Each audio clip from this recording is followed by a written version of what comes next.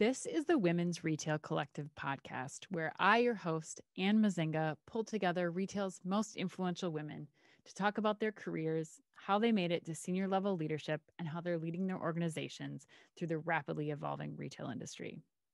This podcast is made possible through the support of our sponsor, Parcel Pending. Don't just improve your customer experience, make it special with Buy Online, Pickup in Locker by Parcel Pending. Purpose-built to meet retailers' unique needs, this smart delivery solution seamlessly integrates with existing order management apps and systems to make BOPUS faster, safer, and more flexible for shoppers. To learn more, visit parcelpending.com. Today on the podcast, I'm really excited because I am joined by Sepideh Burkett, the Division Vice President at the Giant Companies. Sepideh, welcome to the show. I'm so excited to have you. I'm super excited to be here.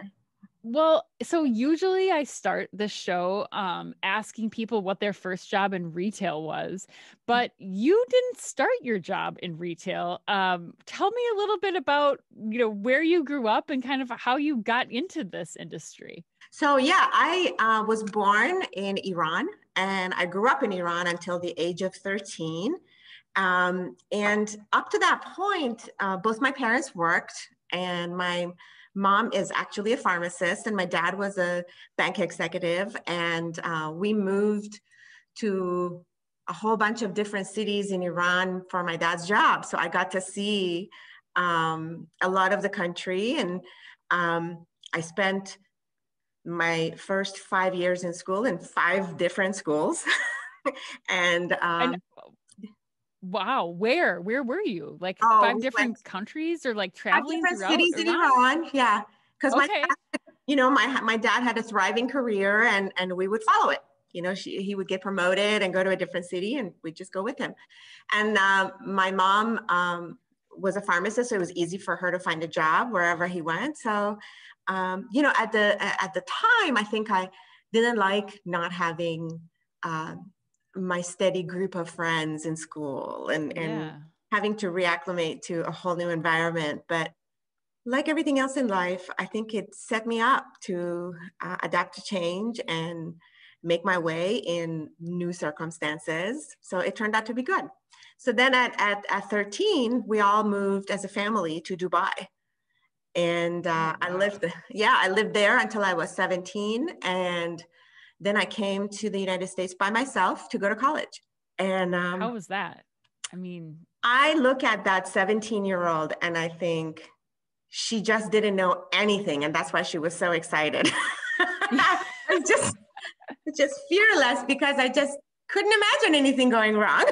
Oh my gosh. Yeah. Did you know anybody in the US? Was it just, I'm going to college. This is it. Just sat on a plane. And what did you go to college for? Like most young people, I didn't know what I wanted to do and thought to myself, well, engineering sounds really cool. So I started as an electrical engineer. And after I was beaten to submission by calculus, I decided to follow my mom's path and switch to pharmacy. So I ended up graduating from pharmacy school. And that was a family tradition. My cousin was a pharmacist. My mom was a pharmacist. Okay. Yeah. And are you, so then you graduate from, you're still in the US, you graduate from pharmacy school. How did you decide what's next? Were you thinking about going back? Were you like looking for jobs around here? Or where were you at that point? I was in Connecticut and I knew that I wanted to stay. And so Walgreens gave me a job right out of school. So I became a pharmacist for them. And it was great. I thought I was going to be a pharmacist forever and ever. I loved the job. I loved the whole patient care aspect of it. Sure. I spent a lot of years being a pharmacist, and later as I kind of became a better pharmacist, there was room to understand the business side of things too. So you were at Walgreens, you started out at Walgreens. And then were you starting to learn the business elements of the business at Walgreens and then make the move to Walmart, or how did that take place? When I started working for Walmart, there was this synergy, there was this click that they listened to my ideas. They were excited by some of the things that I was doing.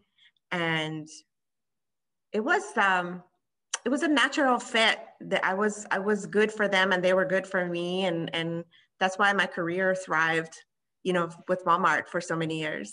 Looking back at my career, I learned so much being just a pharmacy manager. I learned to have the patients be a central figure, caring for them, knowing about them, understanding their needs, just the importance of what I later got to call a customer, started with a patient, and as a pharmacist, you take an oath to take care of your patients, to, do everything you can to protect them. So that sort of innate importance for the person that was on the other side of the counter really went far for me, starting from that platform of healthcare. As you think about how that kind of translated from this career in pharmacy to a career in store operations, I mean, what were some of those early things that you were working on as you kind of made that transition? The work in pharmacy was actually, looking back, like I said, was the perfect education ground, for a larger career. Like I said, taking care of the patient was the highest and most important priority. And I learned that having a process is what makes that happen. It's not about having a good pharmacist or a good pharmacy technician. It's about having a really good process that everybody understands and knows how to follow it.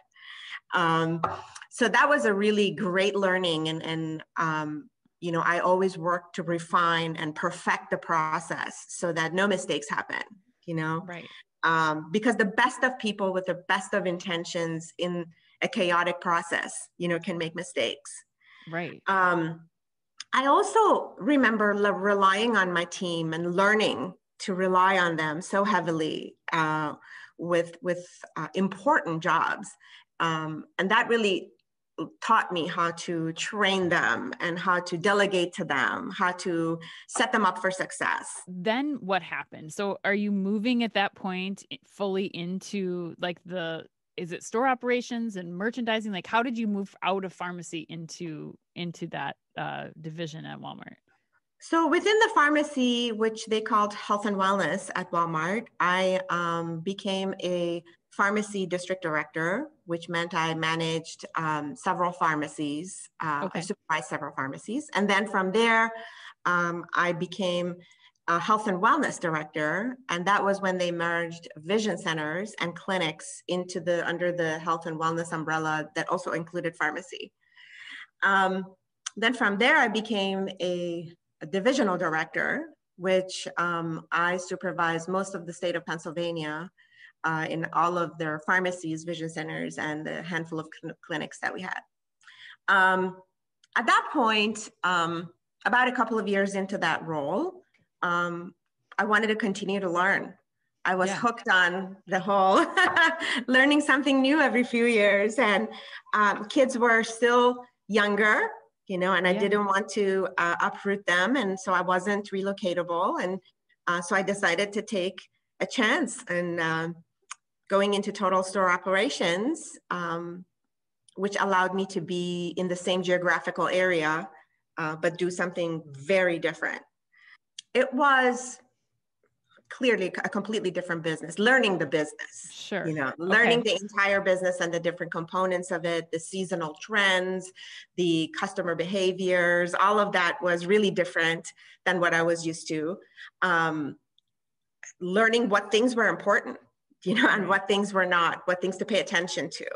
I had a really good team and they taught me a lot.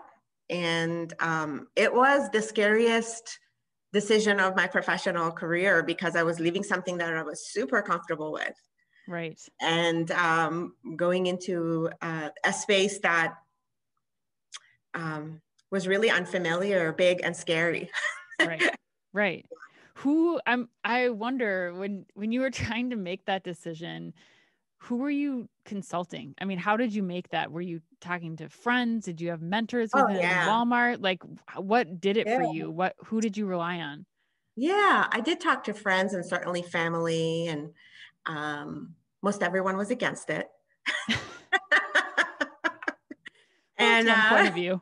I know, yeah.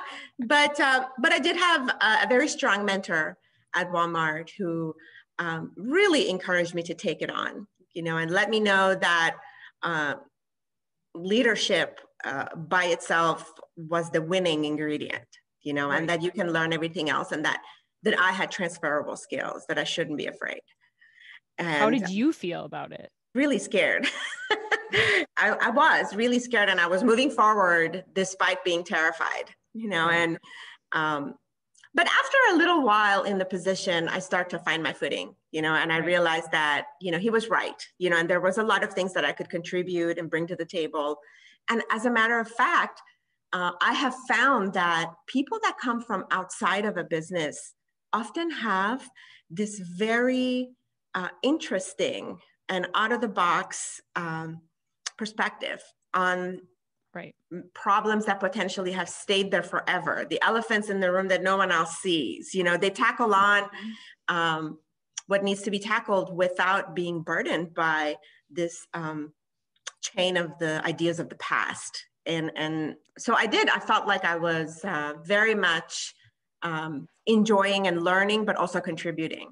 After you kind of got your footing there, how much longer were you at Walmart, and what kind of things were you doing there? That was the regional health and wellness director was my last health and wellness role at Walmart. And then I did the director of operations for about maybe 3 years after that. Okay. Yeah. And then I was ready for something new again. And so what was it? What was calling you at that point? I came to the Giant company. And what was it about Giant companies that drew you? It was really interesting to me that they had this heritage and this culture of food and grocery that was really deep into the communities. It almost made them like a small startups business, but also they could leverage the size of the larger organization. So it seemed like they had the best of both worlds. And I also had friends that had worked for the company that spoke very highly, of their practices, their values, their culture. And so it turned out all to be right, so I'm really happy to have moved. Yeah. And I imagine, going back to what you just said earlier about having that kind of outsider's perspective, I mean, coming from a giant company like Walmart and being able to go into, more of a startup kind of culture or really in a new category. You're going into just grocery at this point. Is that That's right? Like, yes, just grocery. Okay. Yeah. Did you feel like you had that opportunity again to bring this outsider's perspective, or? Completely. Part of what has made my career be successful is taking those chances and going somewhere different, whether it's within the same company or moving to a different company, and bringing that fresh perspective to work. And, it works. Change works. Well, so now you're leading store operations at Giant companies. Tell me a little bit about what, especially I love asking this question, but what the last year has been like for you, because we just did a podcast with the CEO of a company called Corso, and he described stores as having to be like a Swiss Army knife this last year. Like you had to learn very quickly how to do curbside pickup, how to pick from stores, fulfill from stores, like how online ordering was going to operate. And I'm curious what your experience was leading this team through the last year. I mean, it seems like it would be quite an undertaking.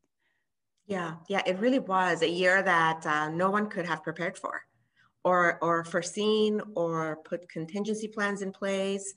And to be honest, I continue to be astonished at the level of agility and care that Giant provided. We did things that in a normal course of business, going through layers of approval that are, ordinary to any business, would have taken a long time, and we accomplished them in 48 hours.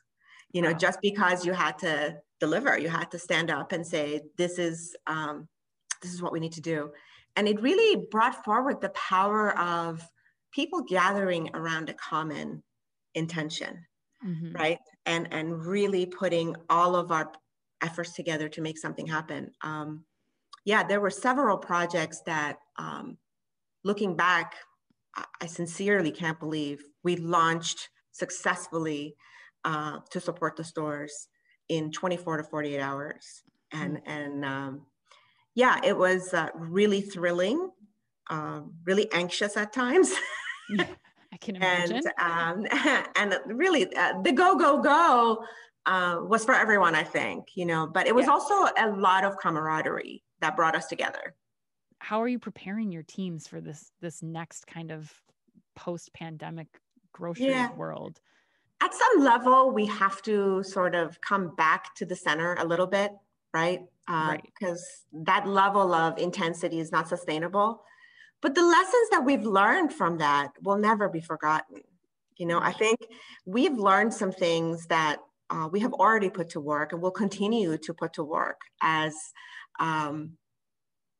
we move forward. As far as innovation is concerned, do you feel like now, because you saw some of those changes in 24 to 48 hours, do you think that culturally that we're going to start to see a shift in those types of ideas, and even, I guess, ideas that you're getting from your stores teams? Like, how are those coming up to you, and how are you kind of working with those stores? Because I imagine the lines of communication had to be more open, I guess, to make things happen at that pace.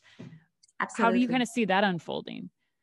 So, the Giant Company has been focused for a long time on making not just life and work easier for our team members, but making shopping experience better for our customers through innovation and technology. We've learned to be really thoughtful about not chasing shiny objects, right. And doing things that actually serve our purpose, and they're actually what our customers want. And that takes a little bit longer, but to your point, the pandemic has really helped us become more agile with our e-commerce business, with lots of other things, that we've been able to push forward. I wonder, as we look at the years that you have ahead at Giant Companies, is there anything that's kind of on your bucket list as we emerge from the pandemic and you really start to plan for what you want to accomplish in your role? I am blessed that I get to be purpose-driven in this company and sort of identify what my purpose is, and then find ways to both help the company and help our customers and help our team members while I'm fulfilling my own purpose. So I've had that pleasure and that autonomy, and that's really been fascinating because, for example, I have a passion for sustainability, and I was able to implement sustainability practices, team up with technology, partners in technology that brought forward new practices with sustainability and implement those in our stores. I think I'm going to continue to look for those opportunities to just be open and see where the roadblocks are, see where there is a need, where there is friction that I can resolve, and then look for the solution to make work easier for our people, in the stores. I love that point of kind of finding your purpose in your work. How did you kind of determine what that was, and how do you try to put that into practice? Because I think that's something, especially for the workforce coming in, is more important to them maybe than position or pay right at this point, but really doing work that serves a purpose. Tell me a little bit about how you were able to do that. Yeah, so I actually went through some formal workshops to find my purpose. and wrote a lot about it, spent a lot of time with introspection, with colleagues, mentors, because I felt like that was important. And that's really that's really a powerful nugget to have as a platform, to do things, whether it's at work, and it really impacts all of one's life, right? To walk in with your purpose and see where you can be based on that purpose. Yeah. But it was, to be honest, it was hard work. It was hard work to to figure out, like, to look at the entirety of my career and my personal life, and see what things have clicked with me. What are the things that I have really wanted to do? You know, what is it still that I want to do? And what is it that draws me? And what's the commonality between all of them, right? What's the shared idea in all of it? I mean, is it as simple as just identifying those areas at work? Like once you get there, it becomes clear once you've established your purpose? It really does become clear when you're in a meeting and you know who you are and what you bring to the table. And like, if you've identified that you're the change agent, you know, and you know, so then you're not bashful about sort of pushing back or finding a new way, because you know that that's your role, that's your purpose here. When you look back at what you've done with your teams in the last year and your career overall, do you have any advice that you would give to somebody who's trying to figure out what the next move is, or what the opportunities might be for them in the retail industry? If there's anything that I want to leave, especially the young women, you know, in the industry with, is it sounds somewhat ordinary to say, but it really is true, to not hold back on being themselves, and not hesitate on that, and really resist the urge to become, to gravitate towards the middle of the bell curve, whatever that is, in an aspiration to become ordinary. Because whatever they may seem as their edge may be the very thing that makes them special. And being yourself is really, really the only gift we have to give the world. So I would encourage them to fearlessly be themselves. I love that advice. I have so enjoyed speaking with you today, and I'd love to close on this one question. And that is, you know, if you look back at your career all the way to the 17-year-old departing Dubai for college in the US, if you could look back and write a thank you note to one person who has impacted who you are, where you are today, who would you write that note to, and what would you say to them? That's a tough one, because there's many. You know, I've been the lucky recipient of much good advice and guidance and help along the way. But I would say that I would send a thank you note to my dad, because he was the first person to embrace change in pursuit of what he really wanted and took risks. And, you know, he was the one that let me go, you know, and trusted me into a different country, you know. And I think I've always had that inclination that it's going to be okay, given what he did. And that's why I was able to take risks. But like I said, professionally, there's a lot of people that I could help, and that they have given me really good advice, and some that have given me really bad advice. Important to note too. But no, seriously, it is important to note, because I think one of the worst things we do is we take everyone's advice, you know, and we're not selective about whose advice we take. But in any case. Well, Sepideh, I have no doubt that your dad saw in you what all of the people listening to this podcast and watching this, I'm sure, will see. you're strong, courageous, and that's continued and served you so well, it seems, in your career so far. And you've listened to your instincts and you follow them. And I really admire that about you. So thank you so much for your time today. And we'll be following your work closely. Best of luck to you in the year to come. Thank you so much. Thanks for spending time with me. It was a lovely conversation. If you could hold your own concert with 3 bands, dead or alive, who are you choosing? I would choose, I'm a little bit of a traditionalist. I would bring the Beatles. Okay. Oh, you know, yes. like you can't go wrong with that. No. I would bring Frank Sinatra. Is that a band? Nice. It's just a person. That's right? okay. Doesn't matter. Okay. This is your concert. This is my concert. You make the rules. Yes. Queen. Oh, that won the concert series for me. I'm a huge Queen fan. Oh, that's amazing.